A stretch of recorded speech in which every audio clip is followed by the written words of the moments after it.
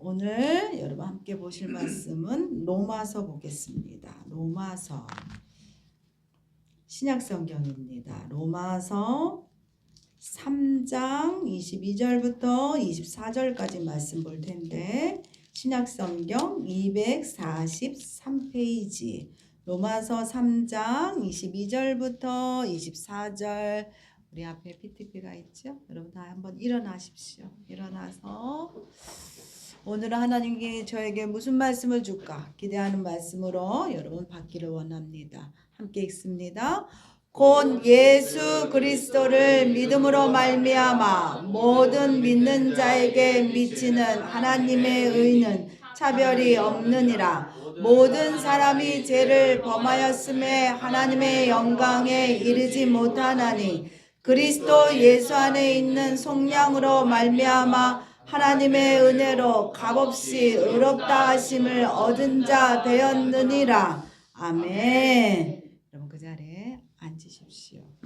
여러분 오늘 말씀 제목 함께 읽겠습니다. 자랑하며 전하라 라는 말씀으로 오늘 함께 말씀 보기 원합니다. 여러분 어느 숲속에 새들의 왕을 뽑는다는 방이 붙어졌답니다. 가장 화려하고 아름다운 새들을 왕으로 뽑겠다고 그렇게 써져 있었답니다. 그러자 새들이요 모두 자기가 왕이 되겠다고 자기가 한테 있는 깃털을 가꾸기 시작했다는 거예요. 그런데 온통 시커먼 까마귀는요 어떻게 할 수가 없는 거예요. 도저히 어떻게 가꿀 수가 없는 거예요. 그래서 너무나 속상했어요. 온통 까만 까마귀는 자기는 자랑할 것이 아무것도 없으니까 너무나 속상했던 거예요. 자신의 모습을 보니 너무나 초라했고 보여줄 것이 너무나 없었습니다만 자신도 왕이 되고 싶어서 두리번 하면서 고민하던 끝에 그가 발견한 게 있으니 뭐냐? 다른 새들이요 자기 깃털 가꾸면서 떨어져 놓았던 깃털입니다. 깃털. 그것들을 하나 두 개 갖고 와서 자기 몸에 꽂기 시작했다는 거죠. 그러면서 이 까만 까마귀가 이렇게 아름답고 알록달록하고 화려한 깃털을 가진 새가 됐다는 거죠. 새들이 보고서 와, 너 어서 왔니? 너 너무나 아름답다. 너무 멋있다. 그랬다는 거예요. 그럴수록 이 까마귀는요. 뽐냈다는 거예요. 그런데 그렇게 자랑질 하다 보니까 붙여놓은 깃털이 떨어졌죠. 그랬더니 저기서 한 새가 얘기합니다. 저거 내 깃털인데. 여러분은 자랑할 것이 있습니까? 여러분 자랑할 것이 무엇이 있으십니까? 제가요 대학원에 다니면서 만났던 친구 하나가 있었습니다. 그 친구는요 거짓말은 안 하는데 입만 열면 자랑질이에요. 입만 열면 거짓말을 하나도 없어요. 그런데 다 자랑인 거예요. 처음에는 와, 너 대단하구나. 야, 너네 남편은 야 그렇게 돈을 잘 벌어. 네 딸들은 그렇게 공부를 잘하는구나. 야, 대단하다 그랬는데 그것도 한두 번이지 만났다 하면은 자랑인 거예요. 만났다 하면. 그러다 보니까는 만나는 것이 너무나 피곤했어요. 그래서 더 이상 그 친구랑 관계하기가 어렵더라고요. 그래서 멀어질 수밖에 없었습니다. 여러 사람들은요 육신에 따라 자랑하기를 원합니다. 그리고 그렇게 자랑을 합니다. 특별히 자식이 잘 되면 말로 자랑할 뿐만이 아니라 요즘은 뭐하고 자랑하죠? 프랭카드 쫙 붙여놓고 자랑합니다. 여러분 대하여 지금은 떨어진 걸로 아는데 대하역 앞에 보면 어떤 공장에 우리 손주가 어느 대학교 붙었어요 하고 이렇게 프랭카드 걸어놓았던 게 있었습니다. 그리고 여기 신천천 보면은 다리에 보면 또 뭐가 붙어 있었냐면 어느 동 부녀회장 아들이 판사가 됐어요 하고 축하에 또 자랑의 프랭카드가 붙어 있는 것을 보게 되었습니다. 보여지는 자랑거리가 없는 자들도 있어요. 그러다 보니 그런 자들은 사람을 만나고 관계 맺는 데 있어서 위축되게 되지요. 그래서 요즘 아이들은요, 입만 열면 거짓말로 자랑합니다. 그게 참 고쳐지기 참 어렵더라고요. 한번 시작하면 계속적으로 입만 열면 그렇게 거짓말로 자랑을 하게 된다는 거지요. 그러나 바울은요, 우리에게 얘기합니다. 뭐라고 얘기하고 있냐면, 여러분 고린도 후서 11장 30절 함께 읽겠습니다. 내가 부득불 자랑할진대 내가 약한 것을 자랑하리라. 바울이야, 나 자랑하고 싶어. 나 자랑하고 싶어. 그게 뭐냐면, 뭘 자랑하고 싶어 하면 내가 하나님 앞에서 약하다는 거예요. 내가 그거를 자랑하고 싶다는 거예요. 그렇기 때문에 우리도요, 여러분, 자랑하고 있어요. 부득불 우리가 자랑해야만 되는 것이 있으니 그게 뭐냐? 내가 의인으로 칭함받은 것. 나는 의인입니다. 이 사실을 여러분 부득불 자랑하시는 여러분 되셨으면 좋겠습니다. 아멘. 이 세상에요, 죄가 없는 사람은 하나도 없습니다만 많은 사람들이요, 자신이 죄인이라는 것을 시인하지 않습니다. 그리고 마치 자기는요, 죄가 없는 것 같이 삽니다. 여러분은 죄인입니까? 의인이십니까? 그래서 하나님이요, 우리에게 무엇을 주셨냐면 율법이라는 걸 주셨어요. 율법을 주셔서 율법을 통해서 너 죄인이야 라는 것을 알려주시기를 하나님이 원하셨다는 거지요. 여러분 로마서 3장 23절 24절 읽겠습니다. 모든 사람이 죄를 범하였음에 하나님의 영광에 이르지 못하더니 그리스도 예수 안에 있는 속량으로 말미암아 하나님의 은혜로 값없이 의롭다 하심을 얻은 자가 되었느니라. 모든 사람들이 죄를 범했다고 분명히 성경에서 얘기해 주고 있습니다. 그래서 죄인들이 가야 볼 것이 뭐냐? 사망이지요, 사망. 그래서 이 땅에 태어나서 죽지 않는 자가 하나도 없어요. 왜? 죄를 졌기 때문에 여러분 우리가 죽을 수밖에 없습니다. 죄의 싹은 사망이라고 하나님이 분명히 우리에게 얘기해 주셨기 때문에 여러분 그렇습니다. 그래서 죄인이 갈 곳은 사망이고 여러분 지옥 불입니다만 하나님의 사랑은 하나님의 자녀가 지옥에 가는 것을 원치 아니하신다는 거죠. 그러기 때문에 너 죄인이야 라고 율법을 우리에게 주셨을 뿐만이 아니라 예수님을 보내주셔서 예수님을 믿는 때 죄인인 자가 너 의로워졌어. 너 의롭다. 너 의로워. 라고 하나님이 우리를 그렇게 칭해 주셨다는 거죠. 죄인을 의롭게 해 주셨기 때문에 여러분 우리가 감사할 수밖에 없는 거예요. 여러분 그러시지요? 아멘. 그렇기 때문에 여러분 내가 의인된 것 이것을 하나님 앞에 자랑할 뿐만이 아니라 세상 가운데 자랑하라는 겁니다. 어느 누구도요 선한 행위를 통하여 아무리 착한 일을 열심히 하고 많은 것을 기부한다 할지라도 그 사람이 의로워질 수 있느냐? 그럴 수 없다는 거예요. 타락한 죄인이여 자신의 구원을 행하기 위하여 어떠한 행위로도 자신이 진 그 죄값을 감당하기에 턱부족이라는 겁니다. 부족하다는 거예요. 부족하다는 겁니다.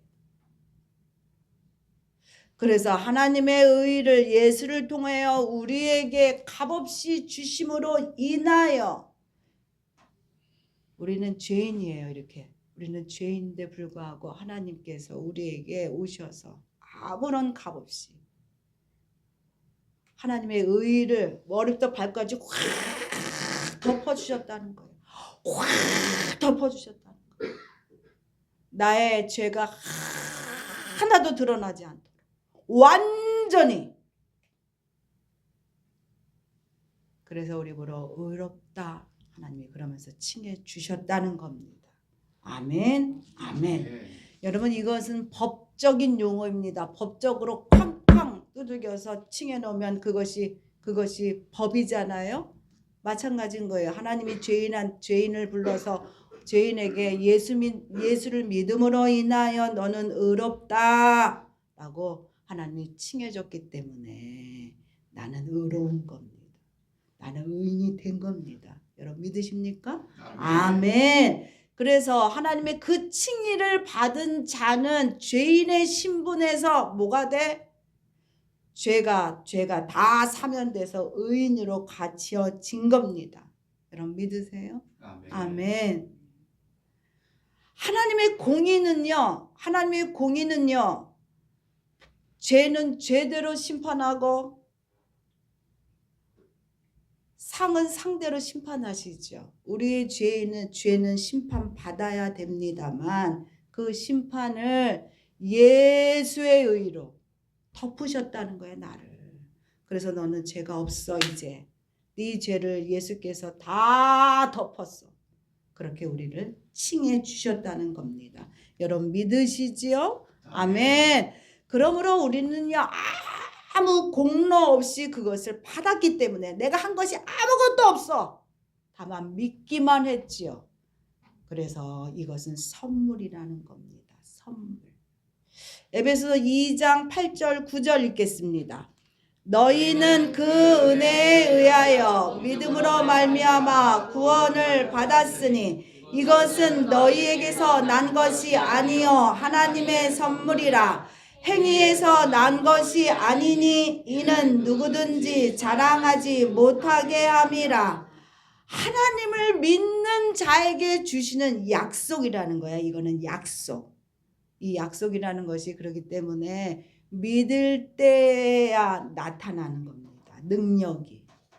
믿지 못해? 나는 그걸 믿지 못하겠어. 그러면 그 사람한테는 아무런 효력이 없는 거예요. 그러면 믿으면 되잖아. 근데 우리가 믿지 못합니다. 왜 믿지 못할까? 그것은 현재 그것이 믿어지지 않기 때문에, 보여지지 않기 때문에 믿지 못한다는 거죠. 믿음이라는 것이 현실과 충돌이 일어나기 때문에 믿지 못한다는 거예요. 믿음은요, 현실만을 보지 말고, 우리가 현실을 보면, 보여지는 것을 보면 우리가 하나님을 믿을 수 있어요? 예수를 믿을 수 있어요? 못 믿는다는 거죠. 그것만 보지 말고 하나님의 약속을 따라 살아라는 거예요. 약속을. 여러분 약속은 이루어지는 거지요. 약속을 믿는 자는 그것이 내 약속의 말씀으로 받아지게 되는 거지만 믿지 않는 자는 아무런 의미가 없다는 거지요. 그래서 여러분 믿음은요 현실만 보지 말고 하나님의 약속을 약속을 따라 살 것을 요구합니다만 연약한 인간은요 현실 앞에서 그것이 믿어지지 않기 때문에 우리가 불신하게 됩니다. 그래서 바울이 얘기하고 있어요. 아브라함을 통하여 이것을 우리에게 얘기해 주고 있습니다. 아브라함을 뭐라고 얘기합니까? 믿음의 조상이라고 우리가 얘기하고 있죠. 왜 그가 믿음의 조상이 됐느냐? 그가요, 아브라함이요, 바랄 수 없는 가운데 믿었다는 거예요. 보여지지 않았지만 하나님의 약속이 능히 이루어질 것을 내가 믿습니다 라고 고백했기 때문에 그가 믿음의 조상이 됐다는 겁니다. 여러분 로마서 4장 2절 3절 읽겠습니다. 만일 아브라함이 행위로서 의롭다 하심을 받았으면 자랑할 것이 하나님 앞에는 없느니라. 성경이 무엇이라 말하느냐? 아브라함이 하나님을 믿음에 그것이 그에게 의로 여겨진 바 되었느니라. 아브라함이 의롭다 함을 받은 것은 아브라함이 뭘 잘해서가 아니라, 뭘 해서가 아니라 하나님 내가 믿습니다. 하나님 약속하신 그것이 이루어질 것을 내가 믿습니다. 고백한 후에 아브라함아 너는 의인이로다 라고 칭함을 받았다는 거예요. 여러분 아시지만 아브라함은요 나이가 많았고 사라는 이미 나이가 들어서 너무 늙어서 월격을 할 수 없는, 아이를 가질 수 없는 가운데 있었습니다만 하나님께서 말씀하시는 대로 저 별들과 같이 너의 자손이 많아질 거다. 하나님 말씀하실 때 이 아브라함이 아멘으로 믿었다는 겁니다. 바랄 수 없는 곳에서 하나님의 약속을 그 아브라함이 믿었다는 거예요. 그러므로 말미암아 하나님이 아브라함을 의인이라 칭했다는 거예요. 이것은 하나님이 하실 것을 오로지 믿은 그 신뢰 때문에 그가 의인이 되었다는 겁니다. 따라서 아브라함같이 누구나 믿음으로 우리는 의인이 될 수 있다는 겁니다. 예수를 믿을 때 법적 칭의가 우리에게 오게 된다는 겁니다. 여러분 믿으시죠? 아멘. 그래서 하나님은요, 믿음 이외에 어떤 것도 우리에게 요구하지 않으신다는 거예요. 믿음 이외에. 그러므로 우리를 외모로 보지 아니하시고, 그리고 율법의 형태로 보여지는 그 어떤 것으로 네가 뭘 행했느냐로 우리를 판단하지 아니한다는 겁니다. 그러므로 이것들을 중히 여기는 자들은 여러분 구원에 실패하게 된다는 거죠. 그런데도 불구하고 우리는요, 공로에 누가 더 많이 했어? 너 그렇게 잘했니? 이것에 우리가 너무나 치우치게 되지요. 그래서 뭘 좀 했거나 좀 베풀었던 자들은요, 그에 대한 기여도를 따지게 됩니다. 나 이렇게 했으니 나 하나님 앞에 크지 않을까 그렇게 생각하게 된다지요. 그리고 또 우리가 하는 것이 뭡니까? 자기 자랑입니다. 나 이만큼 했어? 이만큼 했어. 나 이것도 참아냈어. 나 이것도 지켜냈어. 그 의를 내세우기를 원하지요. 그래서 이 정도의 사람이야 나의 존재를 나타내기를 원합니다만, 그래서 여러분 유대인들이요 할례에 집착한 이유가 그랬다는 거예요. 할례.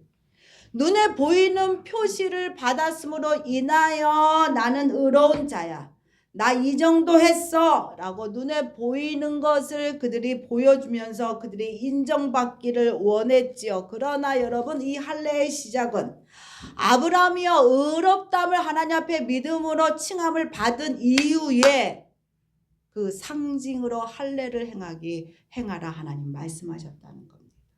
그러므로 여러분 상징과 표시들은요 중요한 게 아니라는 거예요. 상징과 표시들은 필요한 거지요. 임의적으로 붙여놔서 이것은 이거구나 저거구나 그것을 알기 위하여 표시를 하는 게 필요한 거지만 여러분 중요한 건 아닙니다. 그 예로 헌금과 11조는요 필요한 거지만 중요한 거는 아닙니다.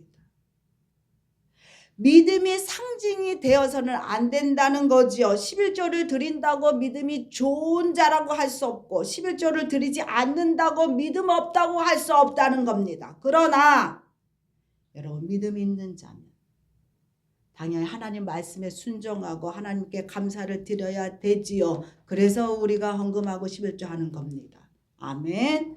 자원하여 감사하여 하나님 앞에 정성으로 예배 드리길 원하는 겁니다. 그렇기 때문에 여러분 헌금하는 게 맞습니다.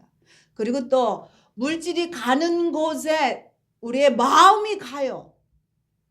그래서 우리가 헌금하는 것이 맞습니다. 그리고 헌신 직분도 여러분 마찬가지입니다.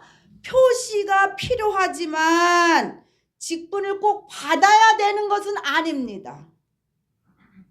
중요한 것은 하나님 앞에서 내가 의롭다라고 인정받는 거지요. 여러분 믿으세요? 아멘. 그런데요 우리는요 조급해요. 마음이 너무나 조급한 거야. 조급해서 보이지 않는 것보다 보이는 것에 이끌리다 보니까 하나님 앞에 가기 아직도 멀었으니 사람들 앞에서 내가 인정받기를 원해. 그래서 어떤 때는 서운하기도 하고 어떤 때는 시험이 들기도 합니다. 그럴 필요가 뭐가 있어요? 서운할 필요가 뭐가 있고 시험 들 필요가 뭐가 있습니까? 우리가 하나님 보자고 우리가 믿음 생활을 하는 거 불기쁜데 왜 사람을 보고 그것이 서운하고 시험이 들게 됩니까? 이렇게 되면은 이미 그 행위로 인하여 상을 받은 자라는 거지요. 믿음이여 나의 의로 드러났다면, 믿음이 나의 의로 드러났다면 여러분 이미 상을 받으신 겁니다. 이미 받은 거예요. 끝난 거예요. 하나님으로 받을 상은 없는 겁니다. 그러므로 여러분 믿음은요 순종함으로 나오는 겁니다.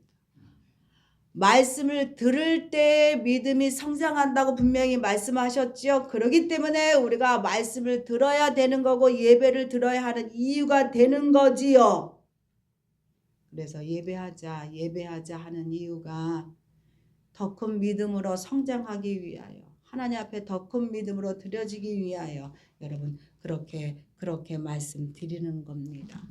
죄인된 나를 의롭게 하기 위하여 나를 대신하여 예수님께서 죄를 감당하신 하나님의 공의, 여러분 그 공의를 잊지 마시기를 부탁드립니다. 그렇기 때문에 그 은혜에 더 큰 믿음으로 답할 수 있는 여러분 되셨으면 좋겠어요.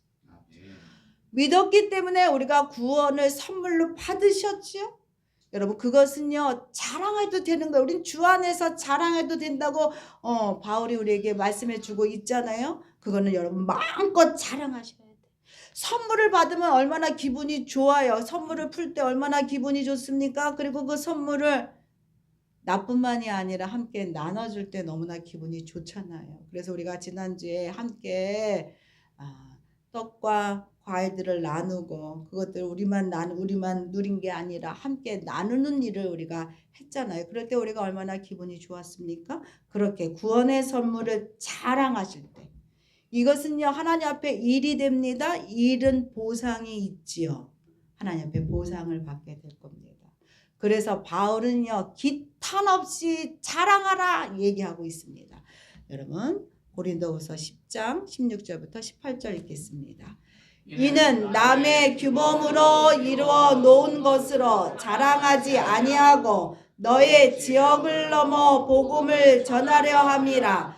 자랑하는 자는 주 안에서 자랑할지니라. 옳다 인정함을 받는 자는 자기를 칭찬하는 자가 아니요 오직 주께서 칭찬하시는 자니라. 하나님의 의는 차별이 없다고 했어요. 그래서 우리가 전하여 그들도 믿게 하셔야만 됩니다. 연말 연시가 오지요. 예수님이 오시는 계절에 우리가 있습니다. 함께 나눠야 될 시기 가운데 있을 때 여러분 구원의 선물을 나누시는 여러분 되셨으면 좋겠어요. 은혜 받은 것을 여러분 자랑하시는 여러분 되셨으면 좋겠습니다. 이 자랑에는 여러분 뭐가 있다고요? 하늘에 상이 있습니다. 여러분 그러신 여러분 되셨으면 좋겠습니다. 아멘.